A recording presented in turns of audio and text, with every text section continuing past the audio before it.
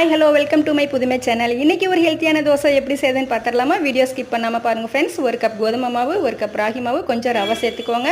அது கூட பொடியாக நறுக்கின பாலக்கீரை சேர்த்துக்கோங்க. துருவின கேரட் கொஞ்சம் சேர்த்துக்கோங்க. அது கூட பொடியாக நறுக்கின வெங்காயம் கொஞ்சம் சேர்த்துக்கோங்க. பொடியாக நறுக்கின பச்சை மிளகா, உங்களுக்கு எவ்வளோ காரம் தேவையோ அவ்வளோ சேர்த்துக்கோங்க ஃப்ரெண்ட்ஸ். தேவையான அளவு உப்பு சேர்த்துக்கோங்க.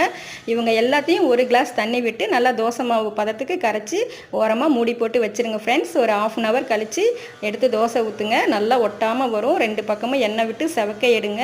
நல்லா மொறுமொறுன்னு இருக்கும். அதே சமயம் சாஃப்டாகவும் இருக்கும். இது ஒரு ஹெல்த்தியான டிஷ்.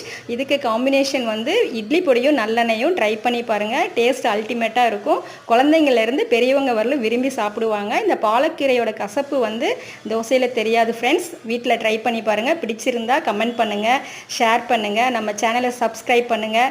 தேங்க்யூ. தேங்க்ஸ் ஃபார் வாட்சிங். ஷைனா ஃபுஷா. பாய் பாய். நெக்ஸ்ட் வீடியோவில் பார்க்கலாம். பாய்.